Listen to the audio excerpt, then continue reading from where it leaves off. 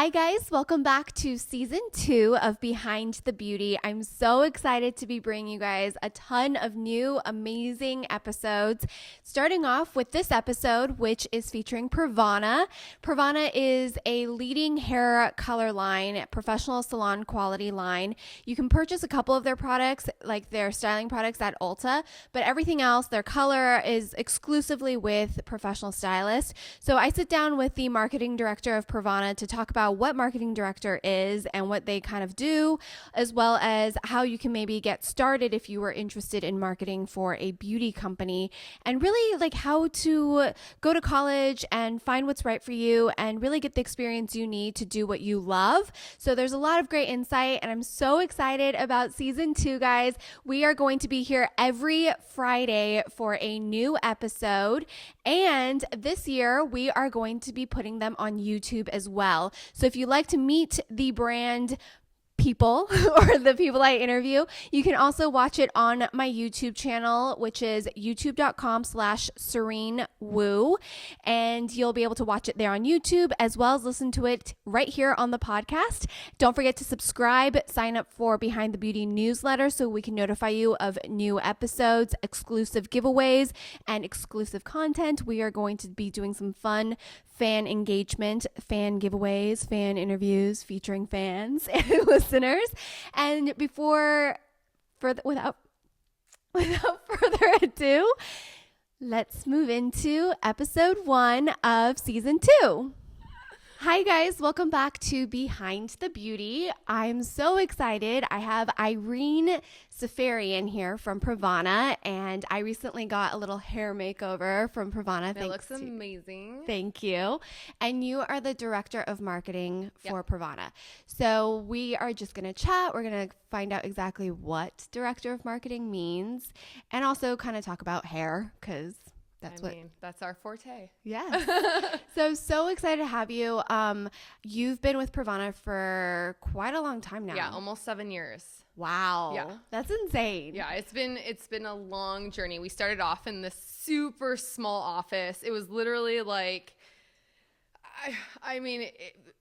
we had turtles and koi fish like downstairs, and then we had like stuff that we found up in the attic that fell through the roof at one point. It's kind of like that started from the bottom, now we're here situation. But we were there for 3 years in the old office, and then we've been growing double digits every year, and we actually had to expand our office, and now we're still in Woodland Hills, still in LA, and we've got quite the team built now. Wow. And we're continuing to grow because Pravana keeps growing.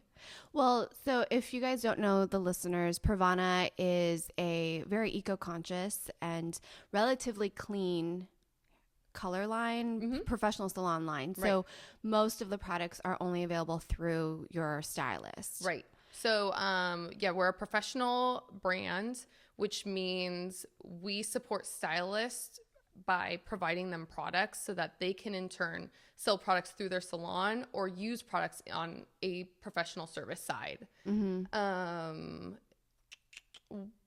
You have to have a cosmetology license for the most part to purchase our products, with the exception of our hair care, which is now being sold at Ulta. Yay. So yeah, it's so exciting. We're doing so well with our Perfect Blonde shampoo and conditioner that has done really, really well for us.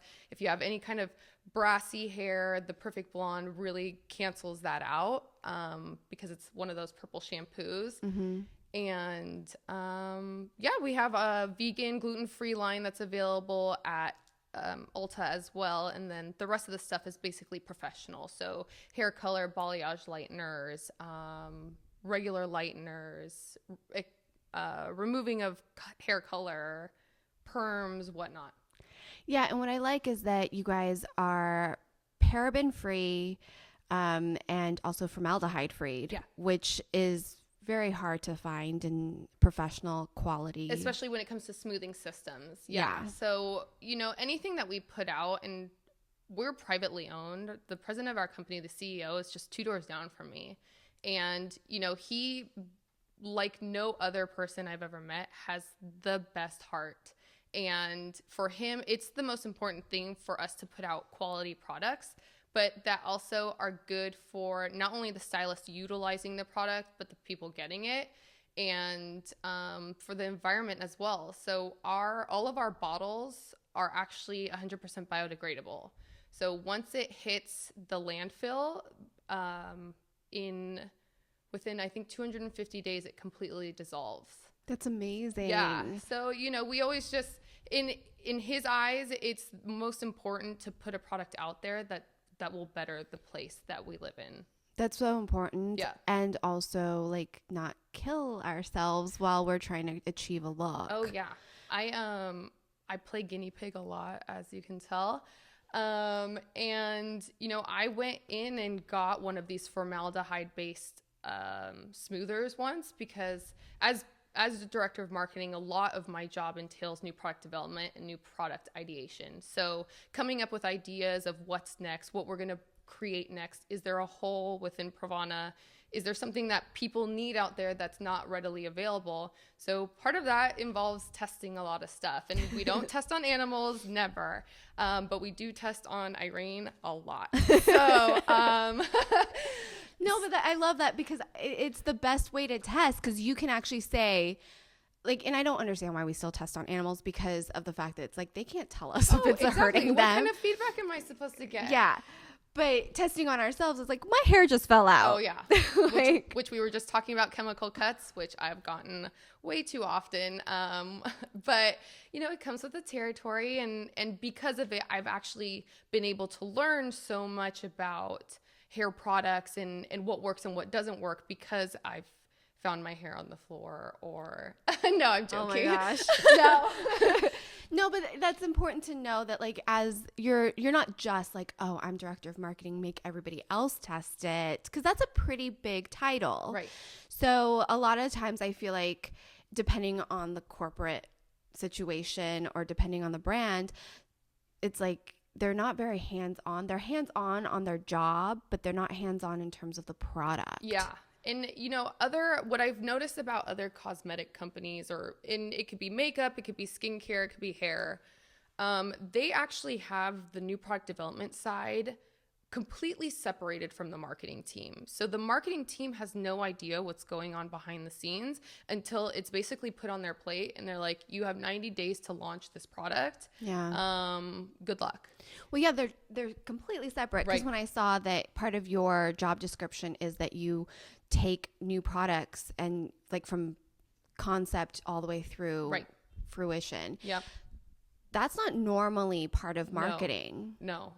And I think because of that, I think we have a step up, at least in a different manner than these other companies do. And I think other companies should take note and maybe involve their marketing teams from the beginning stages a little bit more than they currently do.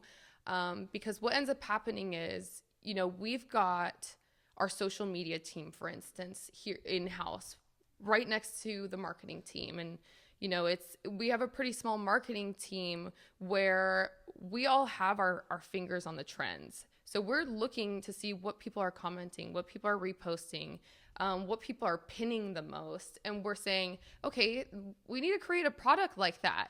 And so I just start working on that with our CEO. I just knock on his door and I'm like, hey, you know what? We're seeing this all over social. We're seeing this all over the comments.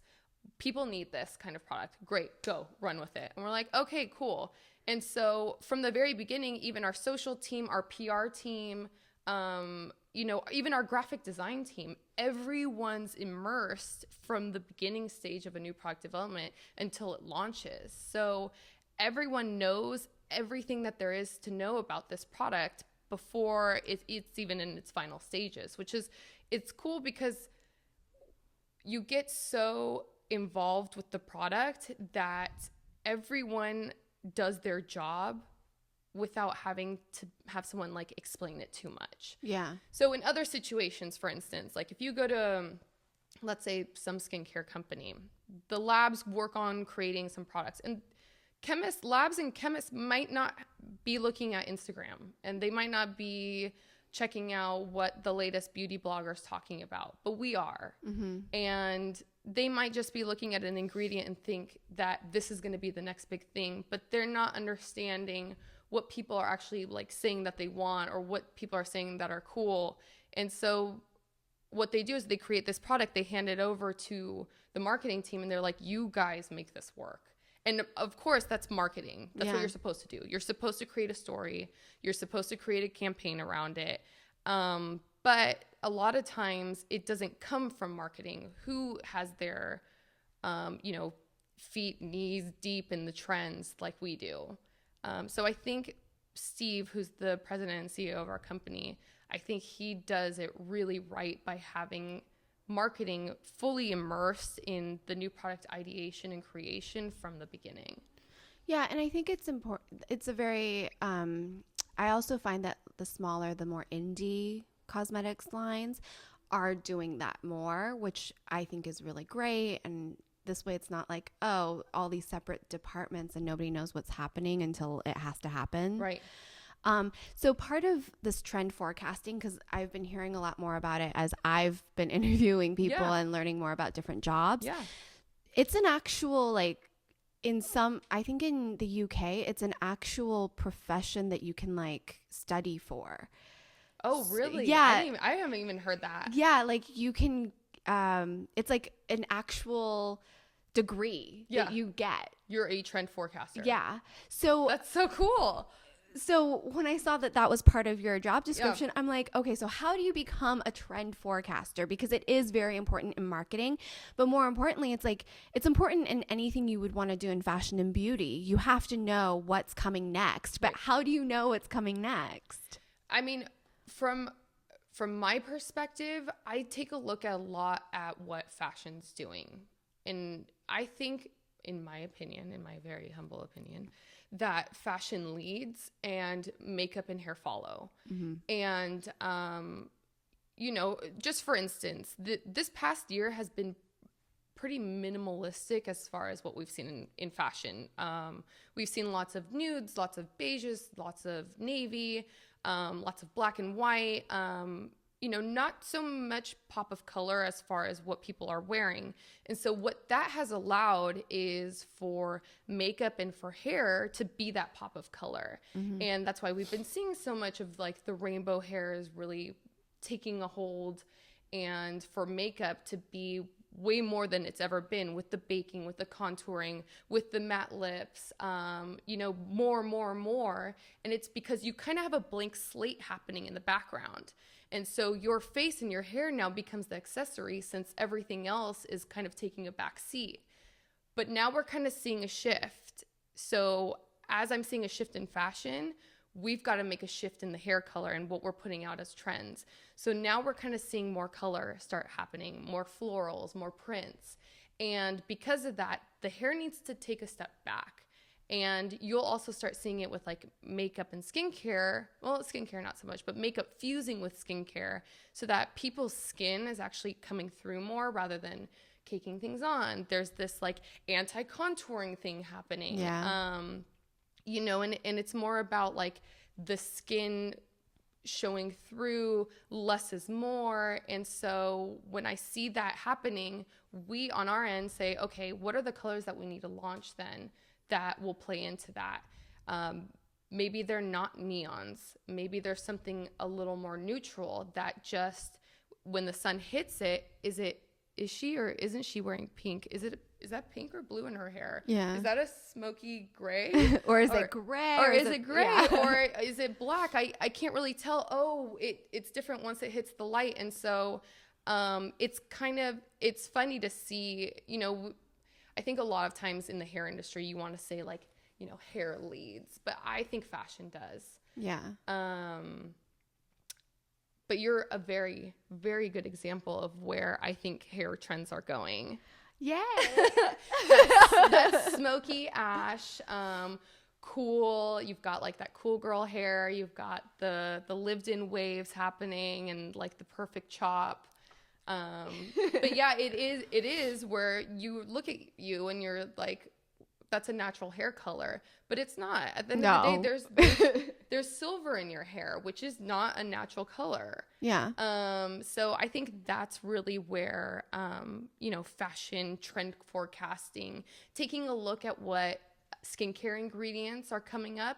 Can we infuse that into a shampoo or a conditioner and hair care? From me, I don't have this degree in trend forecasting. What I do is I just read. I read blogs, and I read a lot of research studies of where the next technology is happening in the skincare world with what ingredients. I look to Allure, I look to Glamour, I look to Marie Claire, because they talk to experts. And then I take little bits and pieces from there and take what I see on social. I make sure to follow the most followed influencers. Mm-hmm. And I kind of mold the two together. And how can we make something happen at Pravana that hits all those points? So as far as trend forecasting goes, yeah, you can get a degree in it, but you can also just do it yourself. And that, I think, involves a lot of just reading. You just have to read. And be passionate about what you're trying to do. Yeah.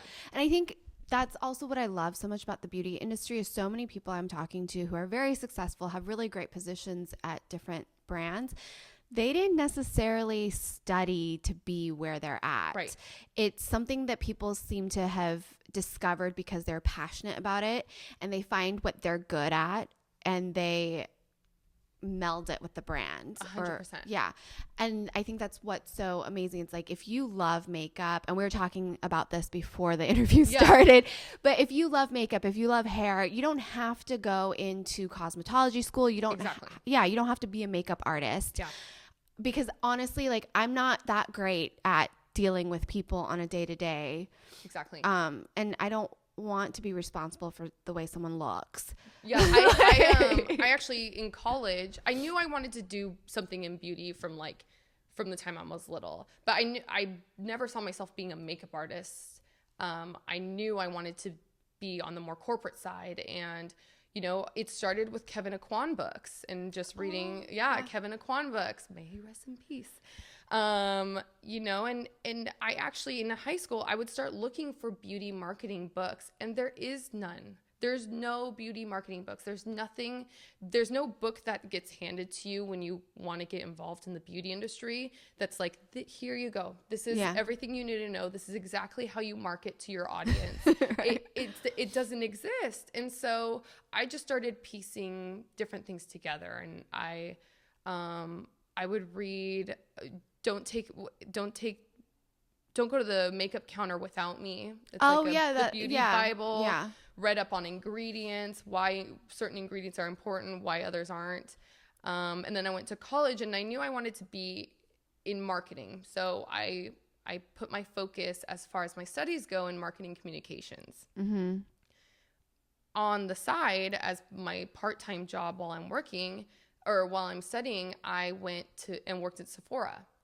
And so I think Sephora is a really, really great company to start off at if you're interested at all in the beauty industry, because you're exposed to so many brands and so many different types of brands, and the three main worlds in the beauty industry, which is skincare, fragrance, and what we called color, so cosmetics and makeup.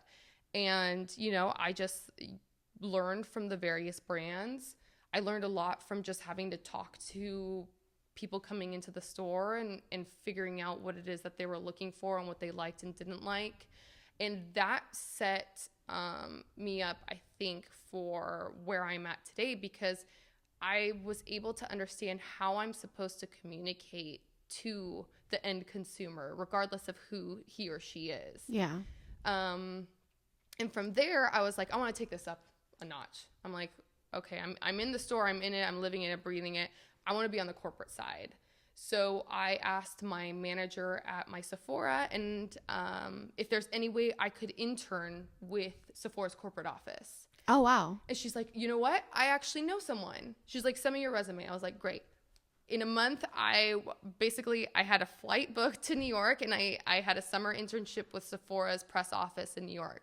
Wow. Yeah. And I was in it on the other side of things. Yeah. So I was learning now the behind the scenes, and I was bringing a lot to the table because a lot of the girls in the office had never worked in a retail setting, in a cosmetic retail setting. So I was able to give them a lot of feedback that they had never heard before. And they taught me basically the core of everything I know now. Such a group of amazing women in that Sephora corporate office. I mean, just like the most inspiring, smart, just group of women that were just like getting it done. And it was just so cool to be behind the scenes. And from there, I just knew like, this is the path I want to take. I want to keep this going. I just think it's so important to just put yourself out there and see if there are those opportunities. Just ask. What, like, the worst thing someone's going to say is no. Yeah. So is there an opportunity for me to go to the corporate office and be an intern? No. Okay, great. That's it. I mean, that's you the still worst have that a can job. happen. Yeah. So that's the worst. That's really interesting because, like, you have a degree in marketing, but they don't teach you what you actually need to be in the beauty industry. They teach you the basics. So, for instance, know your audience. Great. That seems kind of like common sense. Right. But know your audience. Know how to speak to them. Know how to communicate to them. Okay. So then I have to take a look at that and be like, well, this is my audience. How do I need to speak to them based off what their traits are? What do these beauty girls love? What do these beauty girls, respond to? And that just takes initiative. And, I think college is important. I think going and learning the very core and the very basics of business and marketing is important. But I think in that same time period, you need to go out and actually put yourself in that world. And I think that's what sets you up really to go on like this really awesome path on the corporate side of the beauty industry, since there is no book readily available to you, since there is no, YouTube video that teaches you beauty marketing. What there is real life experience, and you've just got to put yourself out there and be an intern,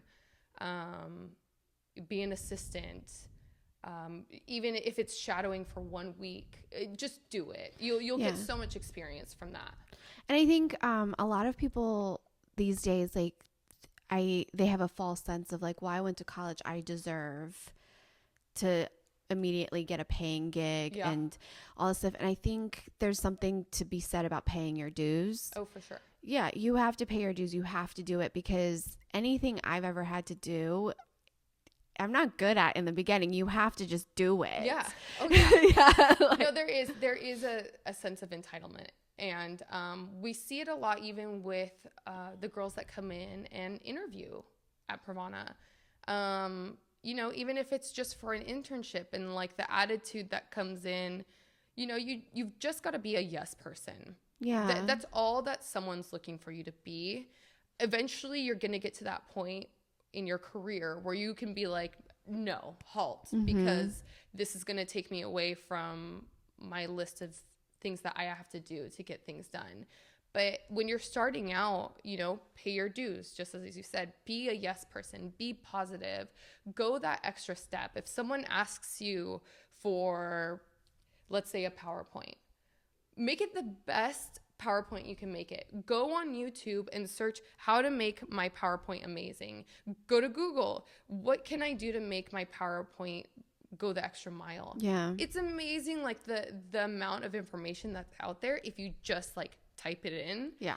And take 7 minutes to like watch a little video, and you'll completely transform your PowerPoint or your Word document or your Excel sheet. You can learn it all through the internet now. Yeah. I mean, I learned how to edit. Right. No, yeah. Like, I learned we are all self-taught. Like what Chris and I do, and even podcasting, like we're like, oh, we want to start a podcast, or he was like, we're going to do a podcast. I'm like, I don't have time to like figure out how to do a podcast. No, that sounds so complicated. So guess what? Uncle Google, and pulls through every time. YouTube videos. And then honestly, like as we do it, we're learning because we're like, oh, that did not work. And we just wasted a couple $1,000s on equipment that was not that good. But Right. it was because we were trying to just see if this would work.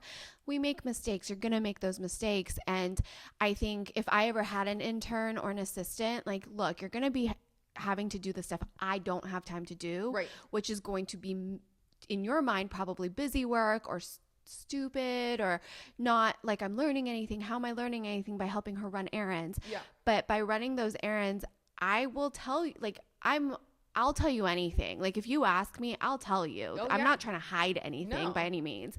I don't want you to make the same mistakes I made. Right. But you have to be willing to listen. Exactly. And ask the right questions. Yeah. But your job as an intern or an assistant, because I was a personal assistant, it's not fun. Oh no. Girl, that job is so hard. Yeah, it's not, and to be a good personal assistant, it's not just to do what you're told, but to anticipate what might need to be done. Yes. But you do it well. You learn time management. You learn how to schedule. Prioritization. Yeah. You learn like how to kind of, prepare for the worst and everything, which I get a little crazy about now in my own life. Because I feel like I can see that in you. Like I'm getting that sense that you're a perfectionist at your core. I am, but I also have learned whatever. It's gonna go up as is. But you have to, and you learn these really important skills. Like, people are like, how do you produce so much content? I'm like, because I know how to manage. Like, sometimes I overly go crazy with it, but it's because I had to do it for other people. Yeah. Like, I was a stage manager. I had to micromanage 10 different departments. Oh, jeez. Yeah, whew. And I had to make sure everyone was on time. Yeah. Do you know what I mean? Well, and exactly to your point, that's what started you on the path that you're on now, and you're able to put out so much content because of those struggles that you had in the beginning. Yeah, and I also tried to, everybody was doing things on different schedules, and you have to know, okay, well, this person still needs to work because this isn't paying them enough. So I need to make him come in later in the afternoon. So we'll schedule other people's rehearsal time during that time. I learned efficiency. Yeah. Efficiency is the biggest thing. And, there's always room to be more efficient. Right. So while I am not in that world anymore, thank God, all of the skills I learned from doing the things that I didn't really necessarily love are being put into place now. And I think that's really important when you are looking for an internship or an assistant position. You're going to have to start from the bottom. Oh, yeah. Because there's reasons. We all learn things in that process. Yeah, it's not some mean thing to ask you to, we're not sending people out to get coffee 8 hours a day. And if we are, it's because we have to be caffeinated first off, which is the most important thing. And second off, it allows us to, work the way that we do and be able to get stuff done in that time. But yeah, just do it. Just be a yes person. You're going to learn from it.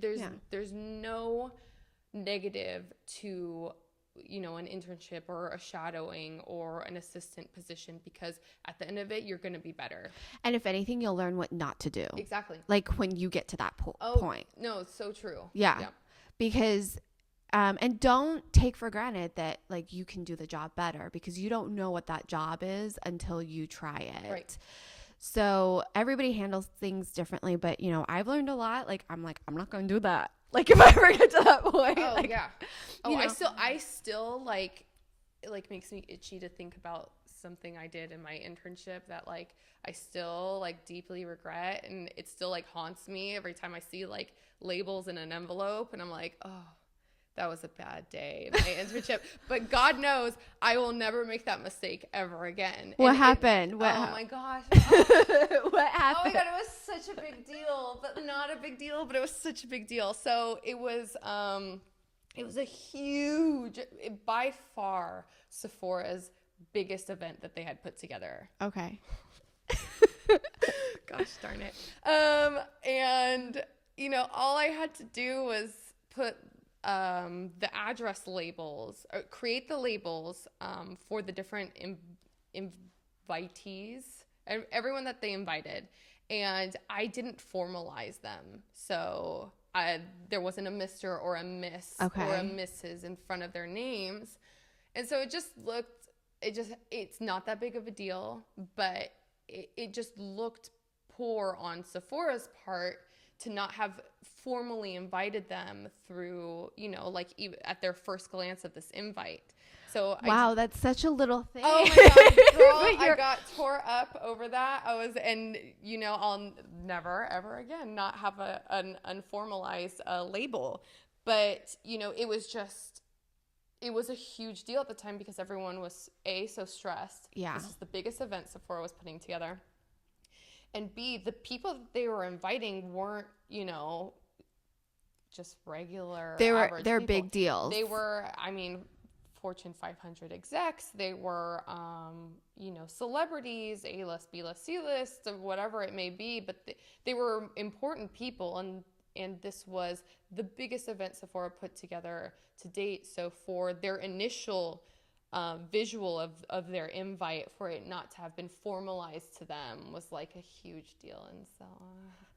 And so now moral of the story is I don't label invitations anymore. Well, okay, so people listening or watching, because we are putting these on YouTube now. So, well, I used to just put the audio, and people are like, no, I like listening to it. So if they want to watch, they're not usually just staring at us for whatever time this interview is. It's just to like go up. But so to people listening or watching, even notice those things. But for a brand, these little things are really important to them. And you got reprimanded for it, and it's embarrassing. But I also think like we have to be reprimanded for things. For sure. Like it's part of life. It's part of the work world. Like you're gonna have these things happen to you, and hopefully like if you had an intern, you'd be a little bit gentler. Exactly. Or you would be like, make sure you formalize this label. So that is spot on, because I try really hard to be very detailed in my communication now as a person in a management position. With as much that we have on our plates at Pravana, sometimes it's hard. Yeah. Because for instance, I mentioned earlier, I do new product development as a director of marketing, and that's not typically part of a director of marketing's role. Usually there's a new product development manager or director, and I just have it on my plate as part of what I do. And, with so much going on and so many tasks happening, a lot of times you don't have time to sit down and go through details. But what I've come to realize is that, and this is even learning past the internship, just as a manager and in a manager's position, is sometimes those extra 3 minutes of just sitting down and like really explaining a project will save you so much more time in the long run if the project's not done correctly, because there are so many different interpretations of what a task is or what a project is. Well, and like me even thinking, if you told me to label invites, I wouldn't think to put a Mr. or a Mrs. or a Ms. or a doctor, because we're in such a casual world. Right.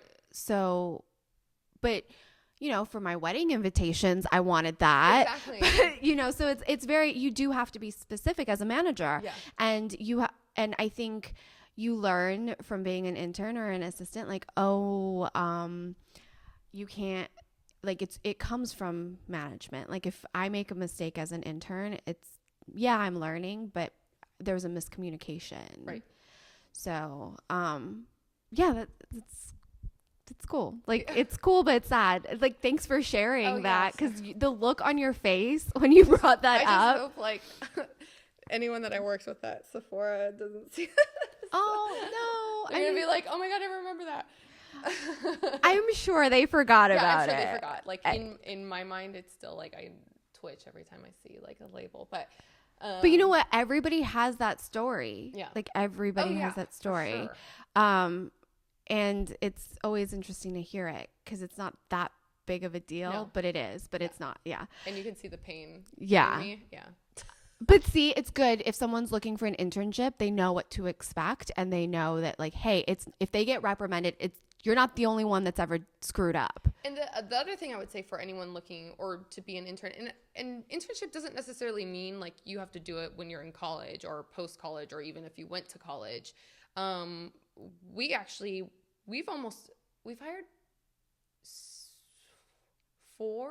three or four interns that have come in to work at Pravana. And we didn't have the intention on hiring them afterwards, but they showed us that we needed them. And if you provide that to like the company that you work for or the person that you work for, if you're an assistant, you know, you'll make people realize, shoot, I really need this person. Yeah. And because of them, I was able to do this project and take it to a much further place than I could have ever done it without this person. We had a girl come in who I hire a lot of licensed cosmetologists. Mm-hmm.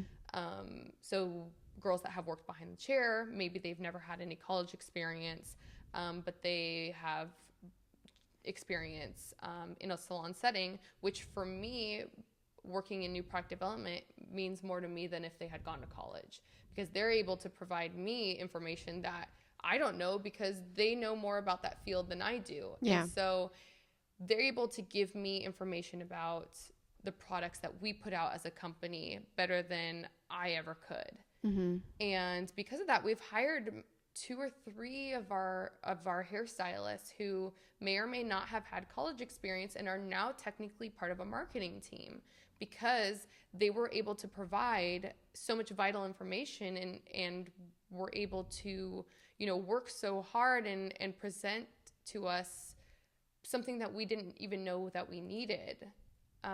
So, you know, go into your internships, your assistants jobs, your shadowing, and just work as hard as you can, because you'll never know. At the end of it, you might just be hired on. Yeah, and that's the thing. It's like I'm so hesitant to hire anybody, but like if I had somebody and they made it possible for me to do like even more and make my life easier, then why would I not keep them on? Oh, yeah. Like if they are definitely worth what I'm paying and like I can keep giving them more. Oh, yeah. Then of course. Right. And as a brand, as a company, like that's what people are looking for. And they'll always make room for you if it means that their productivity is better. Always. They'll always make room for you. Yeah. Because the ROI there on bringing someone on who is helping not only their tasks to get done, but because of that, alleviating tasks on other people's plates so that they could do more or they could do more elevated things than they were able to do before. The return on investment there for a company is invaluable. Yeah. And I think like a good company, they don't want to turn over. No. They don't want like a revolving door of people. No. Yeah. And so that's like, those are all really good tips for anybody looking to break into the beauty industry, and also know like what you're good at and go above and beyond in that. Like if you're really good at accounting for whatever reason and you're an intern, but you're not necessarily doing accounting, like there's ways to like sneak that skill in. Oh, for sure. Yeah. So, and a brand will notice that, like a good boss will see the value in it. Yeah. And there's so many possibilities within like the beauty industry as far as like on the corporate side of things. So you can go into marketing, you can go into PR. You know, we brought someone in-house for PR. Usually beauty brands or these bigger brands will work with outside agencies. Mm-hmm. But what we found is, you know, we want that person not to be working on other brands, which typically if you're working with a PR agency, they have multiple clients. Yeah. So their sole focus isn't on you. So we brought someone in-house who's there during our photo shoots, who's there during the product ideation, who can take something that happens in the office and just go and run with it. Yeah. So there's PR, there's graphic design, which is huge when it comes to the beauty industry. Yeah. I mean, any spreads that you see in a magazine, any of the marketing materials that you see in store, any photoshopping that happens from photo shoots, all of that is through graphic design and through retouching. So if you want to get involved in the beauty industry, I mean, graphic design and retouching is a great way to go. We have now, with the rise of YouTube and videos, go into video programming and become an in-house editor for these beauty brands and be able to shoot, cut, and edit videos for them. Yeah. It's not just your typical fluffy marketing that people typically think of. There are so many roads that you can take to be in the beauty world that combines both things that you love, for instance, creating videos and editing, or graphic design and retouching photos. Like, you can take that into the beauty world. Yeah. And that's so true, because they need everything now. Yeah. Oh yeah. It's a company. Yeah. Just because there's pretty pictures at the end of it doesn't mean that there isn't like accounting and, accounts payable and accounts receivable on the other end of it. Payroll. Oh yeah. I mean, that's the most important one. So with Pravana, like, you guys have really just like blown up, and you've worked with some amazing stylists. One is Serein, who did my hair. I had no idea, because I know Chris was coordinating everything for getting my hair color, and I just sent him photos of like what I wanted. Yeah. And so I showed up and I was like, who is this girl? Like, I kind of looked at her Instagram, but wasn't really that. How rad is she? She's freaking amazing. I mean, like, you don't get cooler.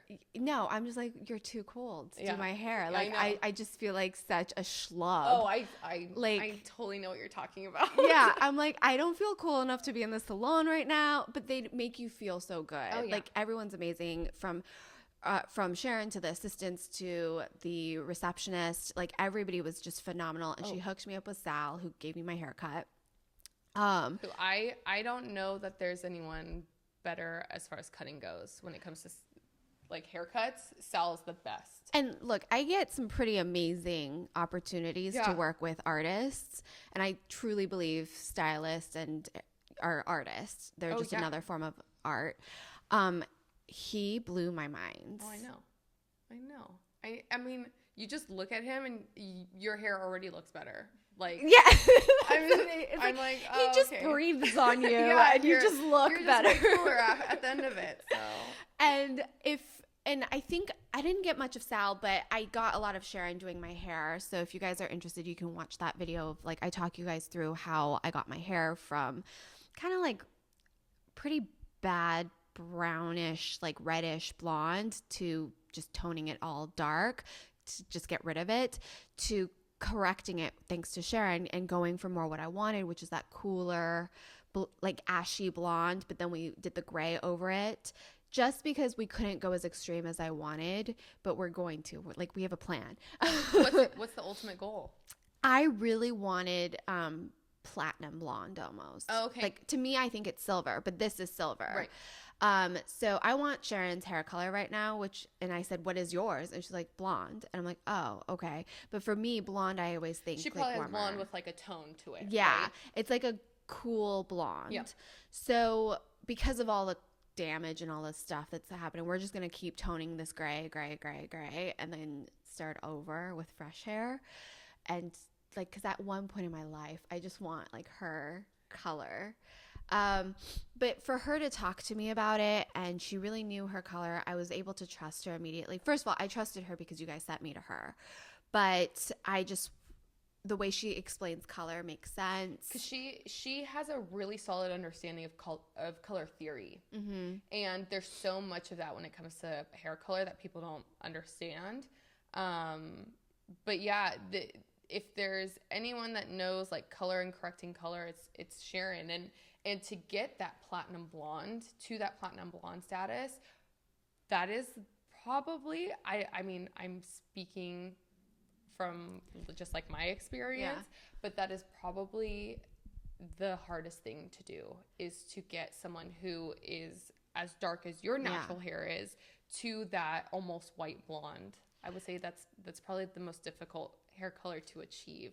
But I believe in you, and I believe in Serein. I know you guys can get there. I know you can achieve it. Well, I'm very happy with what she was able to do for me. Like, I didn't, after she told me like why it was so difficult and why it would even be difficult to get to here, is because it was so warm. Like, my previous hair color was so warm. Yeah. And she was like, well, if you go from warm and then you do cool, it just neutralizes. Right. And I really want that cool, like the cooler tones. Well, and the other thing is like cool to some people might be green. Yeah. And, you know, cool to others means blue. And then those are two completely different colors when you look at it, especially in hair. Yeah. And she sees hair so different than like the average person. Yeah. But she's an artist. Yeah. Yeah. And she just sees color differently. Yeah. And, you know, that's who you want to do your color. Yeah. So, and if you look at Sharon's Instagram, she doesn't just do extreme colors. No. She does beautiful, natural, like warm highlights and all these different things. So it's so amazing to meet true artists. Oh, yeah. And Sharon and Sal. And do you guys reach out to these stylists or do they find you? For the most part, we seek them out. So we have a really great social media team. And amazing. And you know, our PR team and even just like the other girls in the marketing team, you know, we're constantly looking on social media, and we'll look on the things that get hashtagged Pravana and Pravana Vivids and just take a look at what people are doing with our color. And through that, we'll be like, well, this is really cool. And what Instagram's allowed hairstylists to do now is to create this virtual portfolio for their work. And so we could just click through and be like, oh, this is a really great color. Like, I want to see what more this person has to offer. Oh, wait, they're in LA? Mm-hmm. What? We need to bring them in here. They're right here in our backyard. And so, you know, from on the other side of things, to get noticed from a brand, you just have to tag them and they will see your work eventually. And if you put it out there, they're going to reach out back to you. And so that's a lot of times how we talk to, I mean, with Sharon and with Sal, you know, we've really, I think what we've done as far as being like on the cool factor side of the hair industry is take these hairstylists that didn't have as big of a platform and give them a bigger platform. And we like doing that because we know the struggle. We understand it. And so if we can elevate you because you're as talented as you are, let us do that for you. Work with us. And that's so cool because you guys, I think that's why you're so successful and have grown so quickly in the hair world is because you understand Instagram. Like you understand how Instagram has really given stylists this amazing platform. And, you know, so many of the stylists I talk to, that's how they get new clients now is people search through Instagram. But not just that, like you've created rock stars in the hair world. Because you guys have a large following as well. So it's like, it's a mutually beneficial partnership. We have the most followers of any professional hair color brand. Actually, any hair brand with, no, there's one above us. You're like, he who shall not be named. No, but they're in a different field. So Olaplex has more followers than we do. But we don't have any like competitive products with Olaplex. We actually work side by side with Olaplex a lot. We'll tag them and post. You guys could be friends. Yeah, and that's the thing. Like that's what we're all about. Is we love that. We love being friends, especially on social media and on Instagram. Is, you know, how can we work with these other brands that other brands are too scared to work with? And we're like, you know, come on board, Olaplex. I mean, they did the same for us. You know, they had posted a video that a colorist had done using our color and using Olaplex, and they had no problem tagging Pravana. And that's the thing. It's like, remember to tag. Like, as a stylist, tag everything and anything that's pertainable, by the way. Yes. Pertainable. Yes. Don't, like, because I get tagged in random things where I'm like, what? Why are you tagging me in this? But, like, tag things that are pertainable because it earns you respect, and people do see it. Like, I was at Gen Beauty and all these brands were like, hey, Serene, thanks for always commenting on our photos. I'm like, you guys see that? Like, you have billions of followers. How are you seeing my comments or my likes? And they're like, no, we see it. We appreciate it. They totally see it. We as brands, 100%. We'll see. We read all the comments. I mean, that is the best form. That has completely shifted marketing because we have direct communication with our consumers and with our I don't want to say fan base because you know, they're so much more than that, because they're our clientele. And you know, we were able to talk to them right away if they love something, or if they want to see something different. You know, we're able to do that and shift that for them, because, you know, they're the ones we ultimately want to make happy. And, you know, another thing that we did that other brands caught on later, you know, we're an office of like awesome chicks. Like, I mean, and we were doing like Instagram and Facebook on our own.